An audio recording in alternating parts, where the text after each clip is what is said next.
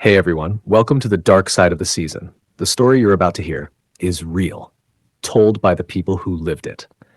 So get comfortable, dim the lights, put on your headphones for the full experience, and if you want to make sure you don't miss what's lurking in the shadows, hit that subscribe button.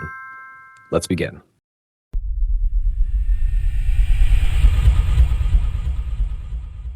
The thing you have to understand about Halloween on Oak Lane is that it wasn't just a holiday, it was a ritual. A sacred unspoken pact between the families who lived in its dozen neatly kept houses and the particular darkness that settled there every October.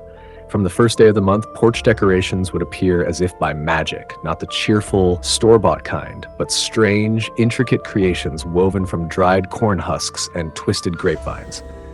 Faces were carved into pumpkins that seemed too old, their skin leathery and thick, the grins too knowing. And the rules were simple. Passed down from parent to child in hushed tones after the 3rd or 4th grade. You only visit the houses with the blue lanterns. You are home by 9. And you never, under any circumstances, go to the last house. The last house on Oak Lane didn't need a blue lantern or any other marker. Everyone knew it.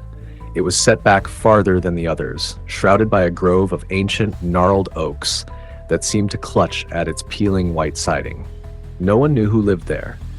In the spring and summer, the property was overgrown with weeds, so high they swallowed the rusted iron fence that surrounded it. But every October, something would change. The weeds would be cut back, precisely as if by a steady, patient hand. The walkway would be swept clean of leaves, and a single, simple jack-o'-lantern would appear on the top step of the wraparound porch, its candle lit as soon as the sun began to dip below the horizon. I was 15 the year I decided to break the rule. My name is Leo, and I'd spent every Halloween of my life on Oak Lane, first as a toddler clutching my mother's hand, then as a pirate or a ghost running with a pack of friends, and now as a sullen teenager who thought the whole thing was a stupid, childish superstition. My best friend, Maya, felt the same. We'd sit on my roof looking down the lane at the procession of tiny princesses and superheroes and scoff. "It's probably just some old recluse," she said on the afternoon of the 31st, kicking her legs against the shingles. "They probably just don't want to be bothered. My dad says they haven't seen the guy in decades." "So why the pumpkin?" I asked, nodding toward the distant glowing speck at the end of the lane. "If you don't want visitors, why put out the one thing that says, 'Come here'?" Maya shrugged. "Tradition? Maybe he's just as stuck in it as everyone else." A plan solidified in the space of that silence. It was a dumb, teenage plan, born of boredom and a desperate need to feel like we were smarter, braver than the world we'd been born into. We would go to the last house, not for candy, but to prove a point, to ring the bell, see the mysterious occupant, and maybe, just maybe, steal that jack-o'-lantern as a trophy. The night was perfectly, classically Halloween. A sharp wind rattled the skeletal trees, and a low-hanging mist clung to the ankles of the trick-or-treaters, making them appear to float. The air smelled of wood smoke and decaying leaves. Maya and I joined the throng, our backpacks empty, waiting to be filled with the evidence of our rebellion. We did the rounds, collecting the obligatory Snickers and Starburst from the blue-lit houses, making small talk with the neighbors whose eyes always seemed to dart nervously over our shoulders toward the end of the street. Mrs. Gable, who lived 2 houses down from me and made the best caramel apples in the state, gripped my arm as I took a candy bar from her bowl. Her hand was cold and bony. "You're not thinking of going down there, are you, Leo?" she whispered, her eyes wide and serious. I pulled my arm back, feigning ignorance. "Down where?" "You know where," she said, her voice dropping even lower. "The light in that pumpkin, it isn't right. It doesn't flicker." I just shrugged and moved on, my heart hammering against my ribs. How did she know? Was it that obvious? Maya shot me a look that was equal parts excitement and fear. Mrs. Gable was known for her dramatics, but the fear in her eyes had been real. By 8:30, the stream of children had thinned to a trickle. Parents began calling their kids inside. Porch lights started winking off up and down the lane. The ritual was concluding. It was time. Maya and I ducked behind my garage and shed our costumes, a lazy zombie and a witch, revealing the dark hoodies and jeans we wore beneath. We stashed our candy bags in a bush. "Ready?" I asked, my voice a tight whisper. "No," Maya said and grinned. "Let's go." The walk down Oak Lane, once so familiar, felt like a journey into another country. The houses we passed were now dark, silent sentinels. The festive decorations seemed to have twisted in the night. The hanging ghosts now looked like they were writhing in agony, the fake cobwebs like grasping nets.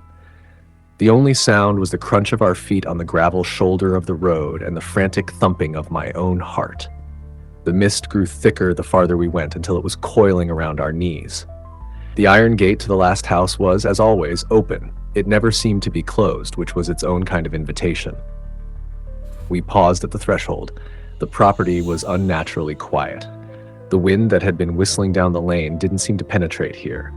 The air was still and cold, and there was the pumpkin. Mrs. Gable was right. Its flame was perfectly unnaturally steady, an unwavering tongue of orange light that cast no real warmth.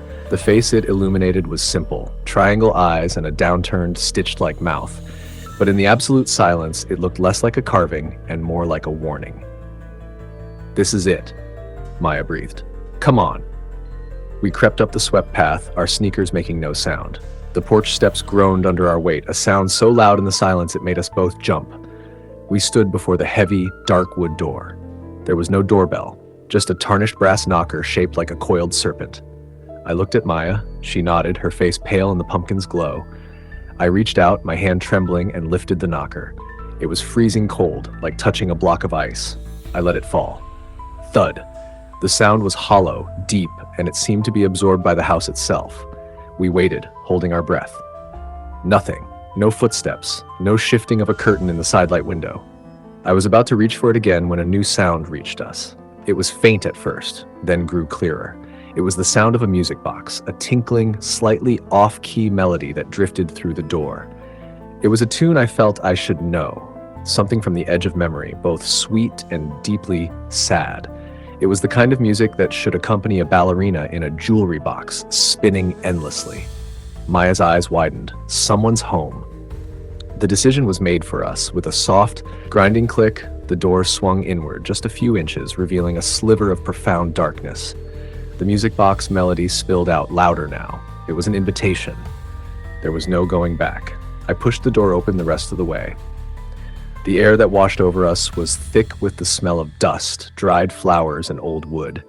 It was the scent of a place sealed shut for a century. The entry hall was vast and shadowy. A grand staircase swept up into the darkness on our left. In the center of the room, barely visible in the weak light from the open door, was a single straight-backed chair. And on the chair sat a small porcelain music box, its lid open, the tiny mechanism inside spinning as it played its haunting tune. "Hello?" I called out, my voice swallowed by the oppressive quiet. "We're trick-or-treating?" The music box played on. From a doorway at the far end of the hall, a figure emerged. It was a tall, painfully thin man. He was dressed in an old-fashioned, impeccably tailored black suit that was too large for his gaunt frame. His skin was pale and waxy, stretched tight over the prominent bones of his face. But it was his eyes that stopped the breath in my throat. They were too small and too far apart, and they were a flat, solid black like the eyes of a shark. They held no reflection of the dim light from the door. He didn't speak. He simply stood there, looking at us, his head tilted to one side as if we were a curious specimen. Then he smiled. It was a slow, deliberate motion that didn't reach his eyes, a stretching of lips over teeth that seemed a shade too white and a fraction too sharp. He raised one long, skeletal hand and crooked a finger, beckoning us deeper into the house. Maya grabbed my arm, her nails digging into my skin. "Leo," she whispered, her voice trembling with pure terror. "We have to go. Now." But I was frozen, caught in the gravity of that black-eyed gaze. The man turned and walked back through the doorway he'd come from, his footsteps making no sound on the dusty floorboards. The invitation was clear. The horror escalates. The air inside the house was thick, almost viscous, like wading through syrup. Every step we took stirred motes of dust that danced in the weak glow of the pumpkin behind us. The scent of decay was stronger now, subtle but unmistakable, mixed with the sweet tang of rotting flowers. My stomach churned. Maya's hand tightened around mine, her nails digging into my palm so hard I thought I'd see blood. "Leo," she whispered, "I don't think anyone actually lives here. Not in any normal way." I swallowed hard. My voice caught somewhere between fear and disbelief. Then, who's making the music? The music box continued to play, but now it seemed to echo unnaturally, as though multiple boxes were playing in perfect, haunting unison. The melody warped slightly, bending in ways that made my skin crawl. Each note felt like it pressed against my eardrums, and yet it was mesmerizing, a siren call that pulled us forward against every instinct. The hallway ahead stretched impossibly long. Shadows pooled in the corners, thickening as we walked. The wallpaper, once a faded cream, now seemed darker, mottled with stains that were almost moving if you looked at them too long. And at the end of the hall, a door slowly creaked open by itself. I froze. Maya's breath was visible in the cold air. We shouldn't, she whispered, her voice trembling. I wanted to argue, wanted to insist we leave, but my legs wouldn't move. It was as if something invisible had rooted us to the spot. The doorway beckoned, and I knew we would go through it whether we wanted to or not. The room beyond was dimly lit by dozens of candles, their flames flickering though there was no breeze. The walls were lined with old mirrors, each reflecting not just us, but faint, shadowy figures moving behind our own reflections. I blinked, and in one mirror, I saw not Maya, but a pale, hollow-eyed child staring at me. The child's lips moved, but no sound came out. Maya grabbed my sleeve. "Don't open it!" I hesitated, but the music box's melody surged, almost desperate now, drowning out everything else. My hand lifted, trembling, and rested on the lid of a large, ornate trunk. Slowly, impossibly, I pushed it open. Inside was a collection of masks, dozens of them. Animal faces, human faces, grotesque hybrid faces. Each was frozen in a silent scream. As my eyes adjusted, I realized some of the masks had hair, real hair. And even more unsettling, I saw eyes behind the masks, real, living eyes, blinking slowly. Before I could react, a cold hand gripped my shoulder. I spun around, and Maya was gone. Panic surged through me. I called her name, but my voice sounded hollow, swallowed by the house itself. Then I heard a whisper, low and guttural, coming from everywhere and nowhere. "You shouldn't have come here." The mirrors began to ripple, like water disturbed by a stone. From each reflection, shadowy figures stepped out, surrounding me. Their movements were jerky, unnatural, like puppets on invisible strings. The music box now played in reverse, each note twisting into a scream that echoed inside my skull. I tried to run, but my legs tangled in something sticky on the floor. I looked down and saw hands emerging from the floorboards, clawing at me, grasping my ankles. I kicked and screamed, but the more I struggled, the more hands appeared, dragging me toward the trunk. And then I felt it. The masks. One by one, they lifted off their hooks, floating in the air. They hovered around me, silent and menacing. One descended slowly, stopping in front of my face. Its eyes blinked, and I realized with a shiver that it wasn't the mask that was alive. It was wearing me. Everything went black. When I opened my eyes, I was outside. The front porch of the last house on Oak Lane was empty, silent. The jack-o'-lantern flickered weakly in the wind. Maya lay next to me, unconscious but breathing. I scrambled to my feet, looking back at the house. It was still, normal, just a house. A house I would never enter again. But as I looked down at my hands, I noticed the faintest trace of hair along my fingertips. And under my fingernails, a glimpse of pale, staring eyes. I never spoke of that night again. But every year, when Halloween comes, I swear I hear the faint, distorted tune of a music box drifting from the end of Oak Lane. And sometimes I catch a shadow in the mirrors of my own home, staring back at me, watching, waiting. After that night, I thought the terror of the last house would fade with the memory. But Oak Lane has a way of making sure the past never truly lets go. Strange things began almost immediately. At first, subtle, almost ignorable. The faint scent of rotting flowers in my bedroom, the occasional flicker of shadows that didn't match any object in the room. But it escalated quickly.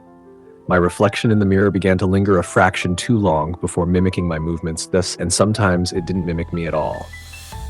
One morning, I caught my reflection smiling when I wasn't. Maya noticed changes in herself too. She refused to speak at first, pale and withdrawn, until one night she came to my window, shivering. "They're following us," she whispered.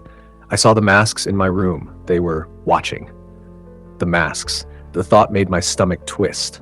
Those grotesque faces, frozen in eternal screams, had imprinted themselves on us. Whatever the black-eyed man and the house had touched, It had left behind something that couldn't be removed. Soon, the street itself began to feel different. At night, a mist rolled down Oak Lane, thick and suffocating, carrying the faint tinkling sound of a music box. One morning, I found a tiny mask on my doorstep, a child's face, its hollow eyes staring at me.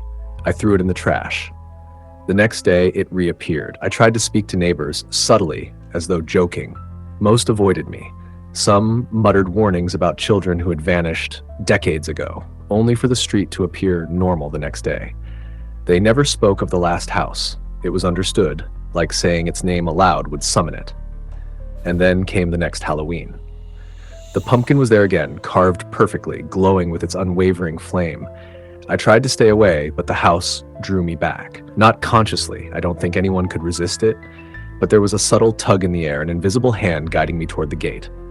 I wasn't alone. Children lined the street, oblivious to danger. And then I saw her, a small girl, maybe 6, walking straight to the last house. Her costume was tattered, her smile unnaturally wide.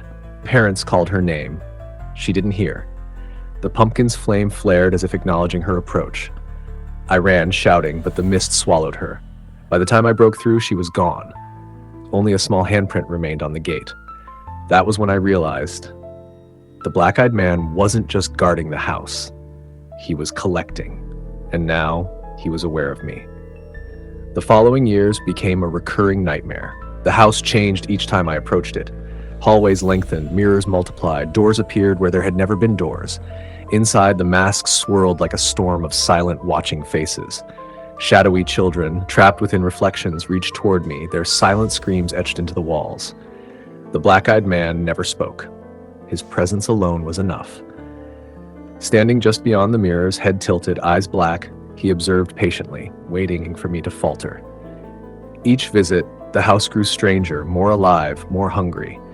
One year, the masks began to move differently, no longer just floating. They climbed the walls, formed shapes, swarmed together like a living organism. A single small mask, childlike, turned toward me. Its lips moved.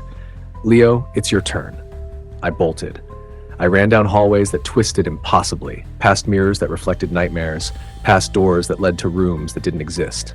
The music box shrieked in reverse, each note jagged, clashing like teeth, gnashing together. At the porch, I stumbled into the fog. The street was deceptively calm. The pumpkin's light flickered in the distance, eternal, unwavering, patient. The house waited. And I realized, Oak Lane never forgets. The last house never releases what it claims. Even now, decades later, when I walk past that stretch of street, I feel the tug again. The music box faintly drifts on the wind, shadows stretch unnaturally, and sometimes I catch a glimpse of the black-eyed man in reflections, waiting, watching, smiling. And I know deep down he is still waiting for me,